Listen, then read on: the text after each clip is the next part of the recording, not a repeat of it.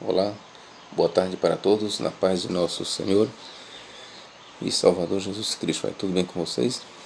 Queridos, nesta oportunidade nós vamos fazer mais um vídeo e o tema é a guerra do Messias contra o Anticristo, ou a guerra de Cristo contra o Anticristo, ok? E vamos ler aqui em Apocalipse 17:14, que diz: Estes combaterão contra o Cordeiro, e o Cordeiro os vencerá, porque é o Senhor dos senhores, o Rei dos reis. Vencerão os que estão com ele, chamados, eleitos e fiéis. Bom, nós vamos partir daqui e vamos trabalhar em especial no livro do Apocalipse, ok? Sobre a última guerra antes da vinda de Cristo, a última guerra que será travada entre as forças do bem com as forças do mal. E esta batalha o Apocalipse apresenta aqui no capítulo 17 e também no capítulo 19. Esta batalha, quem é que vai batalhar contra o Anticristo e seus exércitos? É o próprio Jesus Cristo. Antes de eu entrar propriamente na batalha, eu quero aqui fazer uma interpretação de algumas coisas.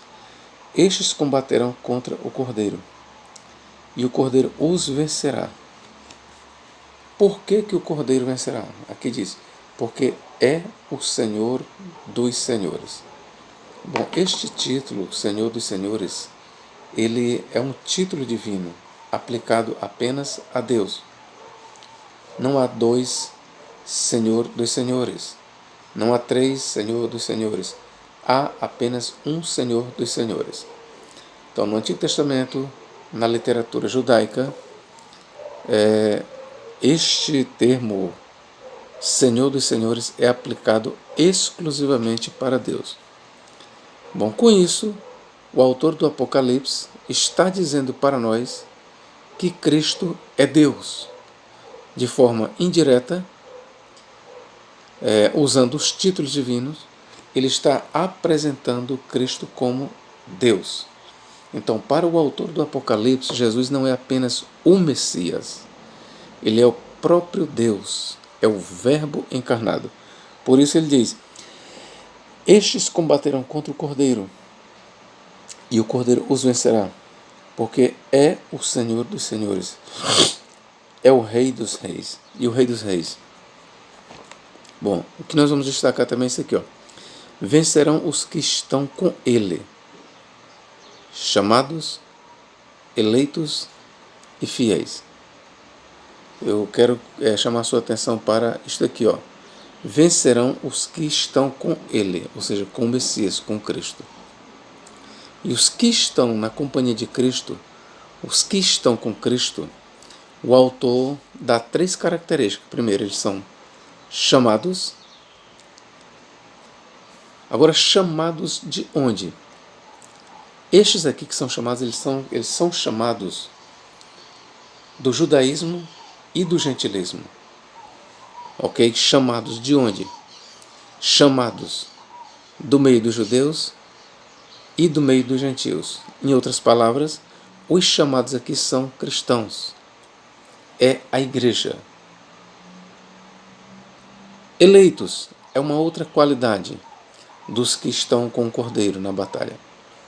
Ora, nas páginas do Novo Testamento, queridos, os eleitos, no grego ekletoi, sempre refere-se a cristãos. Então nós temos aqui mais uma característica, mais uma qualidade que caracteriza os que estão com Cristo. Além de eles terem sido chamados, já expliquei, chamados dentre os judeus e dentre os gentios, e aí nós temos a igreja, esses chamados eles também são eleitos. Eleitos em Cristo, antes da fundação do mundo.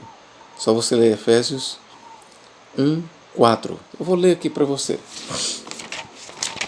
Efésios capítulo 1. Vamos lá. Como também nos elegeu nele antes da fundação do mundo, para que fôssemos santos e irrepreensíveis diante dele em amor. Vou continuar aqui a leitura. E nos predestinou para filhos de adoção por Jesus Cristo, para si mesmo, segundo o beneplácito da sua vontade. Versículo 11. E nele digo, em quem também fomos feitos herança, havendo sido predestinados conforme o propósito daquele que fez ou que faz todas as coisas segundo o conselho da sua vontade. Então, queridos, estes eleitos aqui em questão está falando dos cristãos. Os eleitos aqui são cristãos. São membros da igreja, da única igreja.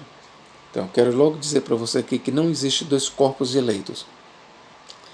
Também não existe duas categorias de chamados, exceto se você imaginar que os chamados vêm dos judeus e dos gentios. Fora isso, não existe duas categorias de chamados. Então, os chamados e eleitos aqui são cristãos. Se são cristãos, então eles compõem a igreja. Então nós temos aqui na companhia de Cristo, para derrotar o anticristo e seus aliados, nós temos na companhia de Cristo a igreja. Outra qualidade da igreja aqui é fiéis. Ok? Então nas páginas do Novo Testamento, repito, os chamados, os eleitos e os fiéis são cristãos. Ok? Chamados, eleitos e fiéis são cristãos. Ok, meus irmãos? Então vamos lá. Vamos agora trabalhar a questão da guerra do Messias contra o anticristo. Para nós compreendermos melhor esta batalha, nós vamos aqui ter que contextualizar. O anticristo e seus 10 reis conquistam o Império Romano. Que nós vamos ler Apocalipse 17. Aí vamos ler aqui versículos 11 a 13. E a besta, que é o anticristo que era, e a besta, que era e já não é, ela também o oitavo, e é dos 7, e vai à perdição. Para que você compreenda melhor, eu vou ler aqui o versículo 10. Versículo 9. Aqui é sentido que tem sabedoria. As 7 cabeças da besta são 7 montes. As 7 cabeças. Aqui é sentido, tem sabedoria. As 7 cabeças são 7 montes, sobre os quais a mulher está assentada. Muito bem, aqui eu vou lhe dizer o seguinte. A besta aqui é o Império Romano, dos dias de João, na visão do autor sagrado, a besta aqui é o Império Romano. Tá bom? 7 cabeças são 7 Césares, ou 7 imperadores de Roma. É isso que o autor tem em mente. São também 7 montes. Ora, sabemos que, geograficamente falando, Roma está edificada sobre 7 colinas. Não é? Na antiguidade, Roma era chamada de a cidade das 7 colinas. As 7 cabeças são 7 montes, sobre os quais a mulher está assentada. A mulher aqui é a cidade de Roma, capital do Império Romano daquela época, do autor sagrado. Continuemos. E são também 7 reis, como eu já falei, 7 Césares. 5 já caíram, e um existe, outro ainda não é vindo, e quando vier convém que dure um pouco de tempo. Bom, o que eu quero que você entenda é o seguinte: o autor sagrado ele apresenta nos 7 montes aqui, ou nas 7 cabeças, que são 7 montes e também são 7 reis. Então ele claramente diz que as 7 cabeças são 7 reis, 7 Césares. Ok? Então guarde isso bem na sua mente. As 7 cabeças da besta, a besta é o Império Romano, as 7 cabeças são 7 Césares, 7 imperadores romanos. Nós não vamos discutir aqui quem são eles, porque são várias as teorias, quem são os 7. Só quero dizer o seguinte, são 7 Césares de Roma. Então vamos lá. São também 7, versículo 11. E a besta que era, e já não é, a besta que é o anticristo, ela também o oitavo. E a besta que era, ou seja, o que o autor tem em mente? O que ele está dizendo é que o anticristo é alguém que já existiu. Quando o autor sagrado escreveu o Apocalipse, o anticristo, que está entre os 7, quero logo lhe dizer, o anticristo ele é um dos 7 Césares de Roma. Isso vai ficar mais claro, certo? Para o autor sagrado, o que ele diz? E a besta, que é o anticristo, que era, por essa expressão era, ele quer dizer que existiu. E já não é, ou seja, quando ele escrevia o seu livro, o anticristo que já tinha existido não existia, estava morto. Tá bom? E lembre-se, este anticristo que estava morto, quando o autor escreveu, ele está entre os 7. Ele é um dos 7 Césares. Ele é uma das 7 cabeças da besta do império. E a besta que era, e já não é, ela também o oitavo. E já não é, ela também o oitavo. Aqui ele diz, e é dos 7. Então veja que o oitavo rei, que é o anticristo, ele é o oitavo e é ao mesmo tempo um dos 7. Mas como isso pode ser? Nós vamos já entender. E é dos 7. E vai à perdição, ou seja, a perdição aqui é uma referência ao lago de fogo, que ele será lançado no lago de fogo, a besta, e também o seu falso profeta. E os 10 chifres que viste são 10 reis, que ainda não receberam o reino, mas receberão o poder como reis por 1 hora, juntamente com a besta. Quando o autor sagrado escreveu o seu Apocalipse, esses 10 reis já existiam, mas eles ainda não tinham recebido o reino, juntamente com o anticristo. Os 10 reis já existiam. Quando o autor sagrado escreveu, o anticristo estava morto, ele já tinha existido, era uma figura do passado. No momento estava morto, quando ele escrevia, mas este que era, não é, o autor diz que ele tornará a subir, em outras palavras. Para o autor sagrado, o anticristo que era e não é, ele tornaria a viver. Por isso é que o autor diz que ele é dos 7. Ok? E os 10 chifres que vistes são 10 reis, são no presente, são, no presente do autor naquela época, são 10 reis que ainda não receberam o reino. Que ainda não receberam o reino. Mas receberão no futuro. Mas receberão o poder como reis por 1 hora, ou seja, por pouco tempo, juntamente com a besta. Estes têm o mesmo intento e entregarão no futuro o seu poder e autoridade à besta, que é o anticristo. Então vamos lá. Então, quando a besta começar a reinar, os 10 reis, que já existiam na época do autor, eles ainda não tinham reino, mas eles receberiam este reino.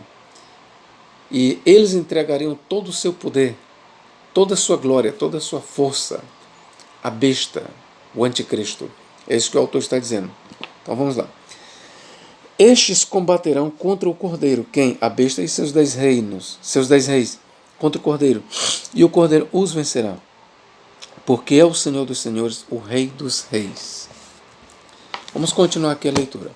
Vencerão os que estão com ele, chamados eleitos e fiéis, já expliquei. E disse-me, as águas que viste onde se assenta a prostituta que é Roma, são povos e multidões e nações e línguas. O poder que reinava na época do autor sagrado era Roma, capital do Império Romano, que dominava sobre muitas nações. E os 10 chifres que vistes na besta são os que aborrecerão a prostituta, ou seja, Roma, e a porão desolada, ou seja, destruirão, e nua, e comerão sua carne e a queimarão no fogo. Claro que nós temos aqui uma figura de linguagem. Não é isso? Ele descreve Roma como uma prostituta e assim por diante. Porque Deus tem posto em seu coração, no coração de quem? Dos 10 reis e do anticristo, que cumpram seu intento e tenham uma mesma ideia e que deem a besta. Ou seja, Deus colocou no coração dos 10 reis que eles tenham o mesmo intento e uma mesma ideia e que deem a besta, ou seja, o anticristo, o seu reino. até que se cumpram as palavras de Deus. E a mulher que viste é a grande cidade que reina sobre os reis da terra. Quem é que reinava sobre os reis da terra na época de João? Era a cidade de Roma. Roma, repito, era a capital do Império Romano. Ok, meus irmãos? Então, você precisa entender que, do ponto de vista do autor sagrado, voltando a 2000 anos atrás, a mulher que viste é a grande cidade. A grande cidade aqui é uma alusão à cidade de Roma, a capital do Império Romano.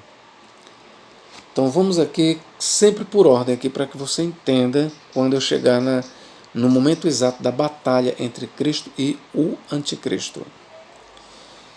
O Anticristo aqui ele é visto a dominar 10 reis.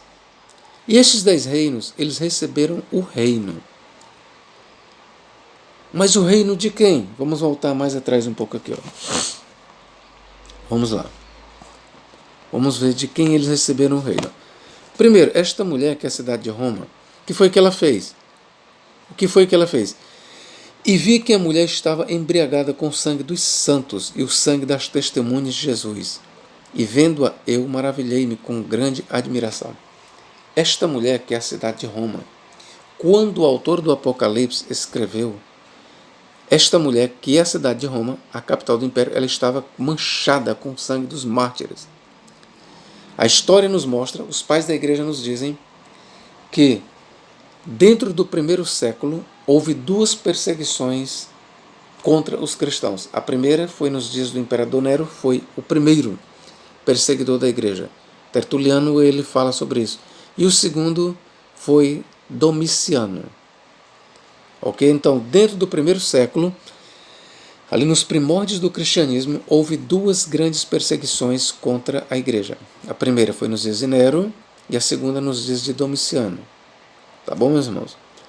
Então, os cristãos, para que você possa entender melhor isso, depois que Nero se levantou contra a igreja e perseguiu e fez muitos mártires, Nero ele entrou para a história com um currículo não muito agradável. Ele foi chamado por muitos antigos como a besta, como monstro. E os cristãos, principalmente os cristãos, eles começaram a identificar Nero com o futuro anticristo. Ok? Então, quando o Apocalipse foi escrito, para o autor do livro do Apocalipse e para seus destinatários, o anticristo seria o mesmo que perseguiu a igreja a primeira vez. Quem foi? Nero. Então, o anticristo, ele seria o primeiro que perseguiu a igreja, foi Nero, e seria o último. Em outras palavras, para os escritores primitivos, para os destinatários do livro do Apocalipse, para o próprio autor que escreveu o Apocalipse, o anticristo nada mais era do que o primeiro e o último perseguidor dos cristãos. Em termos de Império Romano, o anticristo, para o autor sagrado, ele é o primeiro que perseguiu a igreja, que foi Nero, e será também o segundo. Mas como? Ora, é que na época em que o autor sagrado escreveu, Nero estava morto, eu já expliquei. Mas o autor sagrado ele esperava a ressurreição de Nero, o seu reaparecimento. Para o autor, repito, Nero havia de fato morrido. Ele estava no Hades, no abismo, mas ele subiria de lá. Apocalipse 11:7 diz isso, e a besta que sobe do abismo lhes fará guerra e as vencerá. Tá bom, meu irmão? Então vamos continuar aqui. O que nós temos aqui, 17:8, vou ler bem aqui para você. Ó. Versículo 7. E o anjo me disse, por que te admiras? Eu te direi o mistério da mulher e da besta que atrás, a qual tem 7 cabeças e 10 chifres. A besta que viste foi e já não é, e há de subir do abismo. Então já expliquei para vocês isso aí, né? Não era. A besta que... Ele diz aqui, a besta que viste foi, ou seja, existiu, já não é, não existe, e há de subir do abismo. Em outras palavras, há de ressuscitar. Seu espírito sairá do Hades. Então aqui o autor ele acreditava na ressurreição do imperador Nero. irá à perdição, ou seja, o anticristo será lançado no lago de fogo. Vamos lá. Aqui é sentido, versículo 9. Quem tem sabedoria, 7 cabeças são 7 montes, isso aqui eu já expliquei, tá bom, queridos? Então vamos lá, meu irmão. Uma vez que eu contextualizei, vamos voltar aqui. Esta mulher aqui, que versículo 6 que diz, aí vi que a mulher estava embriagada do sangue dos santos. Os santos aqui em questão são cristãos. Os nossos irmãos pré-tribulacionistas, eles negam que os santos aqui sejam cristãos, mas na verdade são cristãos, não apenas cristãos, mas são cristãos igreja. O que está em foco aqui é a igreja, os santos mártires da igreja. Tá bom? Que de um ponto de vista histórico, são cristãos que morreram nos dias de Nero e nos dias de Domiciano. Do ponto de vista profético, tá bom? Do ponto de vista profético dos últimos dias, tá certo? Do ponto de vista da nossa escatologia, vamos dizer assim, para o futuro, está em foco aqui nos santos a igreja. Em outras palavras, a pergunta é, a igreja estará aqui na terra no período da grande tribulação? Sim. O autor está mostrando aqui, ó. E vi que a mulher estava embriagada com o sangue dos santos e do sangue das testemunhas de Jesus. Os santos e as testemunhas de Jesus aqui apontam para os cristãos, para a igreja. Tá bom? Então, a igreja, ela experimentará um grande martírio aqui na terra. Eu quero ler aqui para você em Apocalipse capítulo 6 e versículo 9, é o que diz aqui, ó.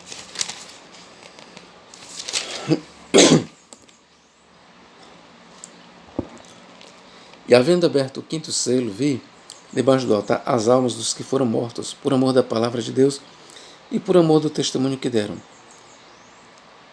E clamaram com grande voz, dizendo, até quando, ó verdadeiro, santo dominador, não julgas e vingas o nosso sangue dos que habitam sobre a terra?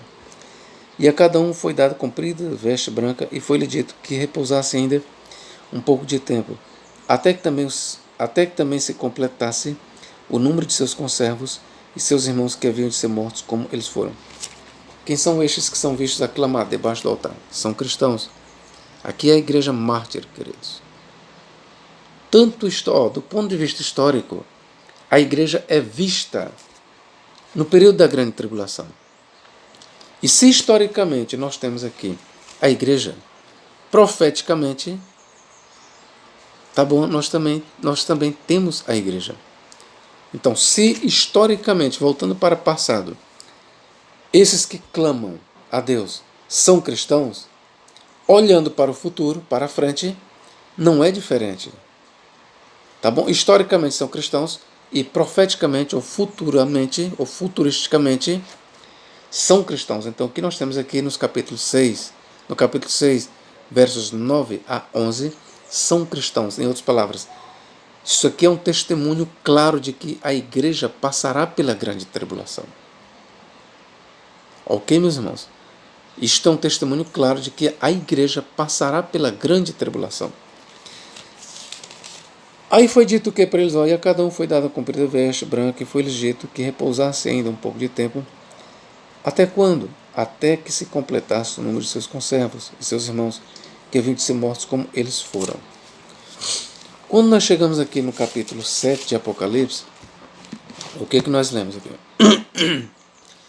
Depois destas coisas, olhei, e eis aqui uma grande multidão, ou uma multidão, a qual ninguém podia contar, de todas as nações, e tribos, e povos, e línguas, que estavam diante do trono e perante o Cordeiro, trajando vestes brancas e com palmas nas suas mãos.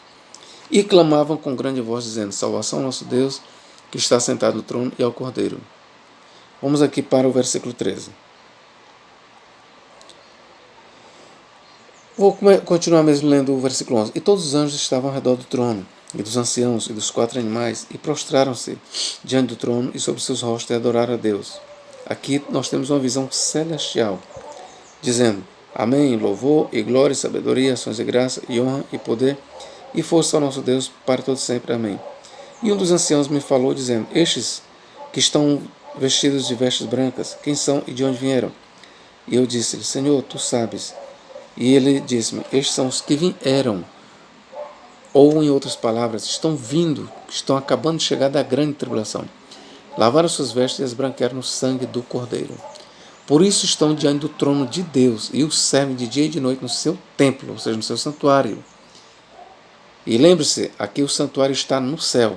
E aquele que está sentado sobre o trono, que está no céu, os cobrirá com a sua sombra. Então, queridos, nós temos aqui mais um retrato de um grupo de mártires cristãos. Isso é uma prova cabal de que a igreja estará aqui sim no período da grande tribulação e passará pelo martírio. Ok, meus irmãos? Vamos lá. O anticristo, eu já expliquei a questão. Então, esses mártires aqui, eles foram massacrados por quem? Primeiramente, por a mulher, que é a cidade de Roma. É por isso que em 17,6 o autor diz assim, e vi que a mulher estava embriagada do sangue dos santos e do sangue das testemunhas de Jesus. Então, tanto aqueles que estavam debaixo do altar como essa grande multidão, eles foram massacrados pela prostituta que é a cidade de Roma. E aqui é onde eu quero chamar mais uma vez sua atenção. Como ela estava manchada com o sangue da igreja, Deus levantou, prestai bem atenção, Deus levantou primeiro 10 reis para derrotar a prostituta, a cidade de Roma. Tá bom, meus irmãos? Levantou 10 reis. E uma vez que ela foi derrotada, eles entregaram o poder à besta, que é o anticristo. E o novo imperador de Roma, eu estou falando aqui do ponto de vista do autor sagrado, é nada mais, nada menos do que Nero ressuscitado. Nero redivivo, ok, meus irmãos? Esse é o novo e último imperador de Roma, Nero ressuscitado. Tá bom? E por que que Deus levantou os 10 reis e o anticristo para derrotar Roma? Para que ela pagasse pelos seus crimes. Para que ela pagasse pelo sangue dos cristãos que ela derramou. Foi para isso. Então vamos lá. Dito isso, nós vamos ver o quê? Uma vez que o anticristo conquistou com seus 10 reis Roma, tá bem aqui, ó. Apocalipse 17,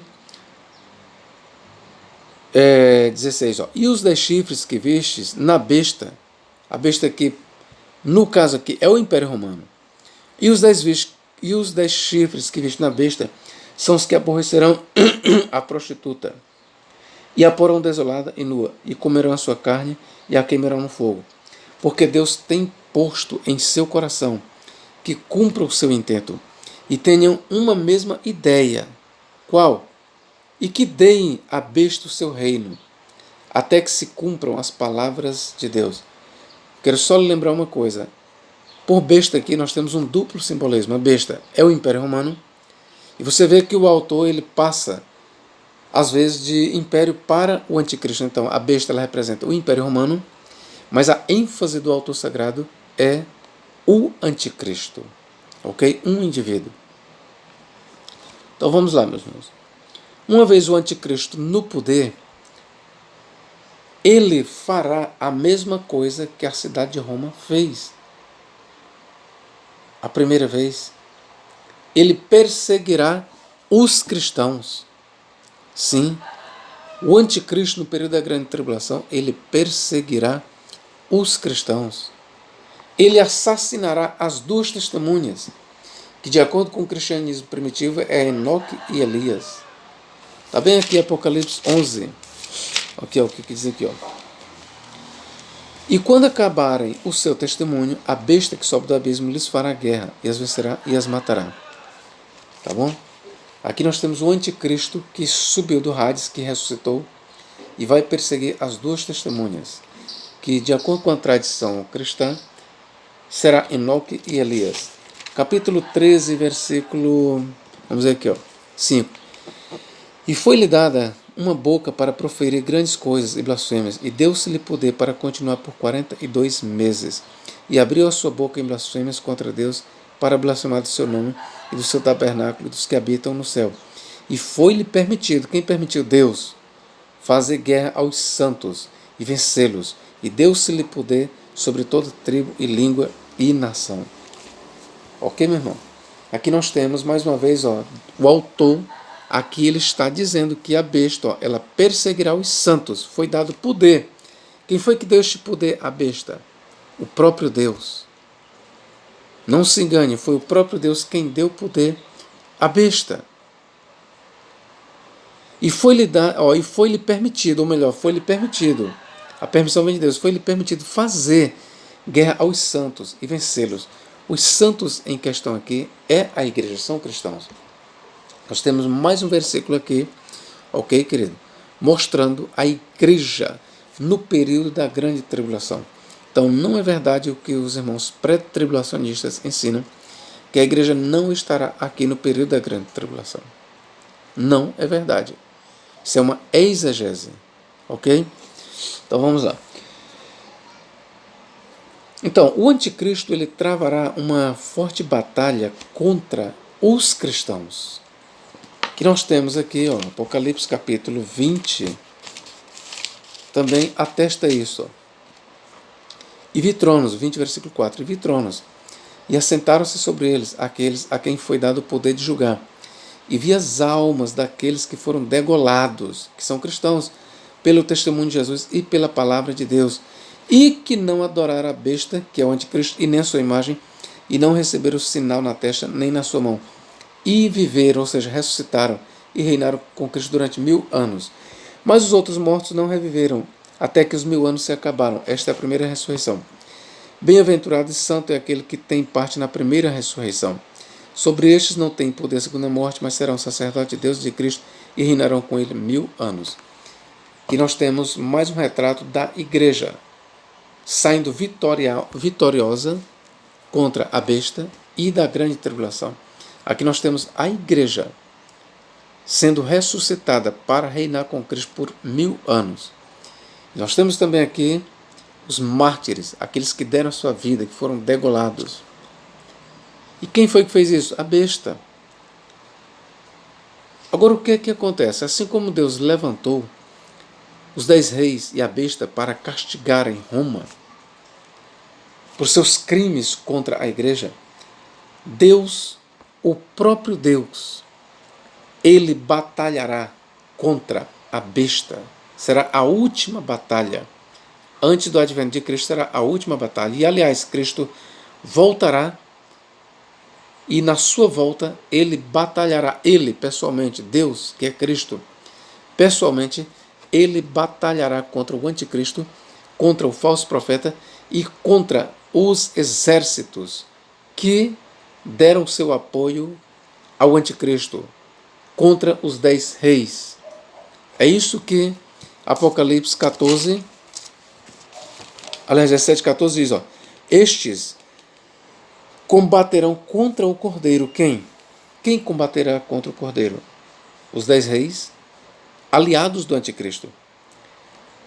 E o Cordeiro os vencerá, porque é o Senhor dos senhores e o Rei dos reis. Vencerão os que estão com ele, chamados, eleitos e fiéis. Os chamados, eleitos e fiéis aqui é uma referência à igreja. E quando Cristo voltar, irmãos, para reinar sobre as nações aqui na terra por 1000 anos, ele derrotará o anticristo, seus 10 reis e todo o seu exército.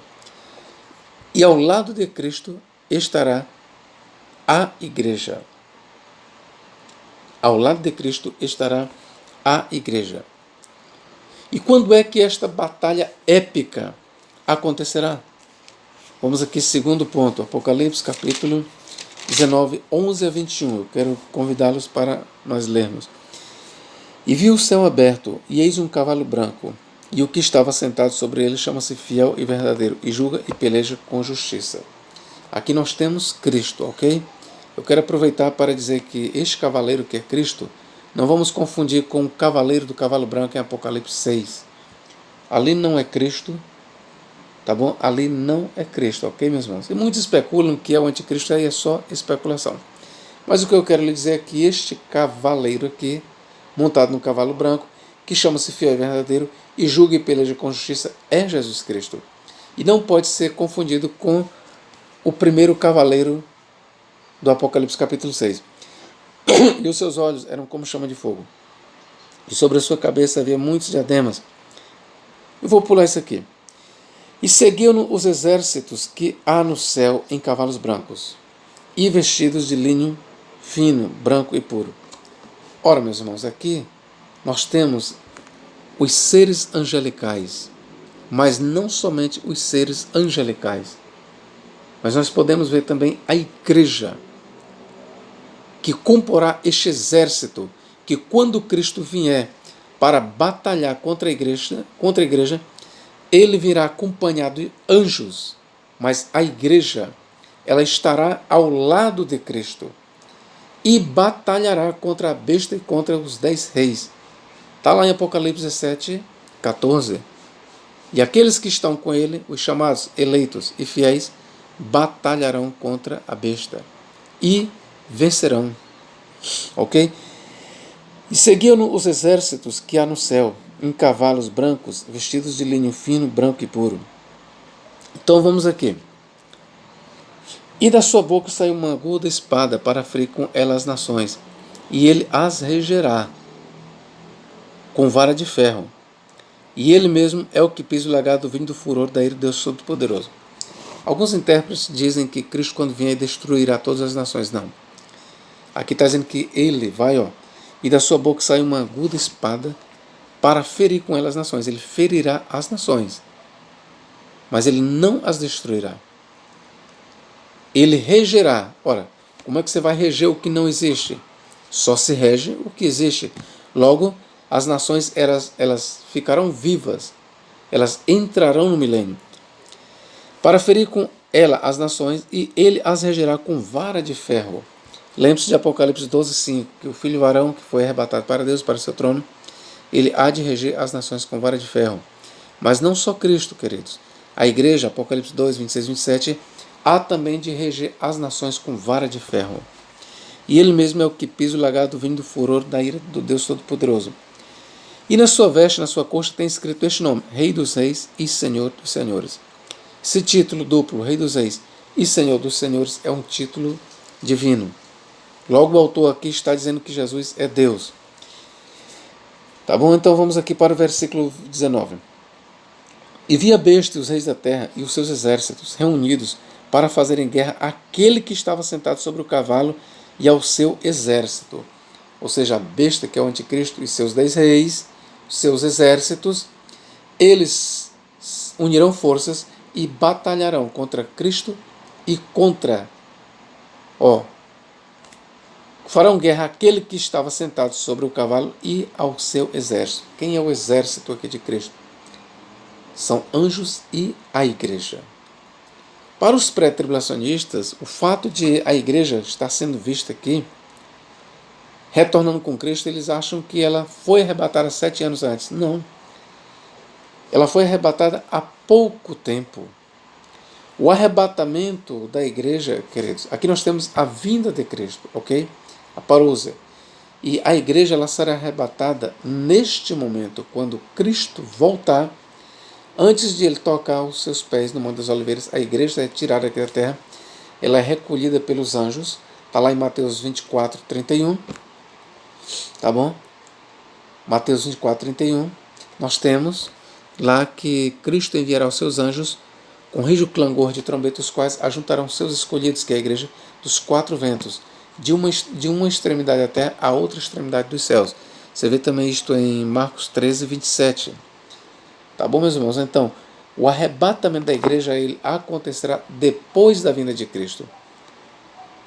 Seguindo a vinda de Cristo de perto, é que os santos ressuscitam e são arrebatados, conforme nós temos em Paulo, 1 Tessalonicenses, capítulo 4 e 16, que diz: o mesmo Cristo descerá do céu com alarido, com voz de arcanjo e com a trombeta de Deus.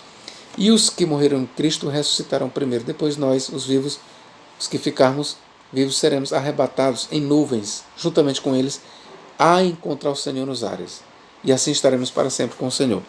Então, aquele arrebatamento que Paulo fala ali, do arrebatamento da igreja, aquele arrebatamento, ele segue a vinda de Cristo, ele não é antes da vinda de Cristo.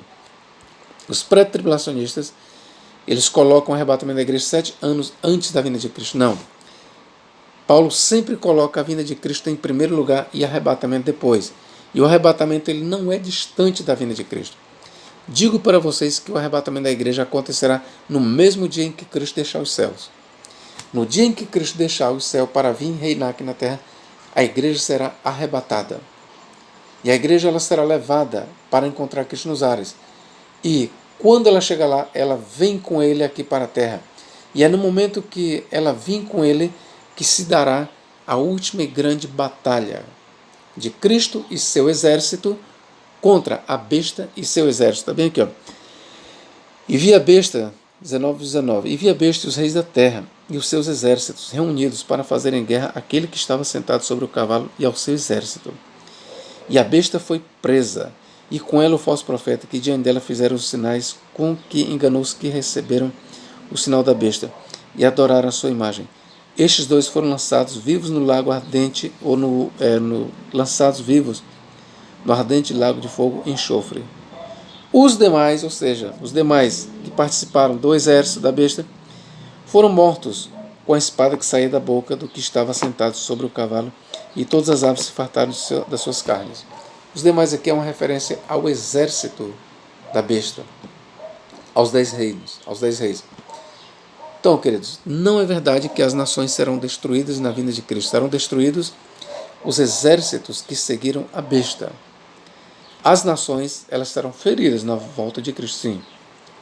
Serão feridas, mas não serão destruídas. E a maior prova que elas não serão destruídas é que aqui está escrito que ele diz aqui, ó. E da sua boca saía uma aguda espada para ferir com ela as nações, e ele as regerá. Tá bom? Ele as regerá com vara de ferro.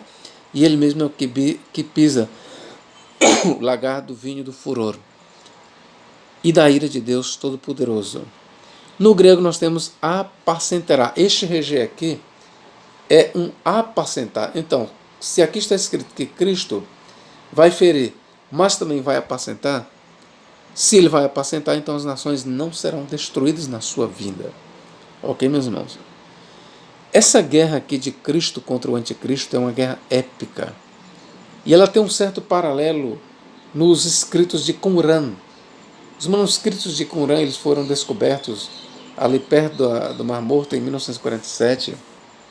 E existem alguns manuscritos ali que falam da batalha épica e final do Messias contra Belial, ou de Elohim contra Belial. Por exemplo, no manuscrito de Melquisedeque, que foi escrito em Qumran, escrito no primeiro século, ali nós temos o personagem do Antigo Testamento, que ele aparece, Melquisedeque, ele figura ali como um Messias, como um homem celestial, que retornará dos céus e batalhará contra Belial e contra seu exército. Nós temos também, por exemplo, no livro sobre os filhos da luz contra os filhos das trevas. A guerra dos filhos da luz contra os filhos das trevas. Esse também é um manuscrito, é achado em Qumran, ok, em 1947, e ambos os escritos que eu mencionei aqui, eles são do primeiro século. Eles são do primeiro século. Ou seja, eles foram escritos paralelamente ao livro do Apocalipse e até antes. Eles são escritos essênicos dos essênios. Então, neste escrito que fala a guerra dos filhos da luz com os filhos das trevas, ali nós temos também um retrato do Messias, Elohim. Ele desce do céu e ele mesmo batalha contra Belial e contra suas forças, e derrota e lança Belial na perdição, no tormento eterno. Então veja que há um paralelismo muito próximo entre o que nós lemos nos escritos de Qumran e o que nós estamos lendo no livro do Apocalipse. Ok, meus irmãos? Então o que nós temos aqui é uma guerra travada entre o Messias, acompanhado de anjos e da igreja, contra o anticristo e seus 10 reis e o exército da besta. Ok, queridos? Então eu queria trazer esta informação, esta interpretação para você. Se você se sentiu ajudado, se você gostou desse estudo, se você ainda não é inscrito, eu gostaria que você fizesse a sua inscrição, ok? Deus em Cristo nos guarde, nos abençoe agora e para todo sempre. Amém.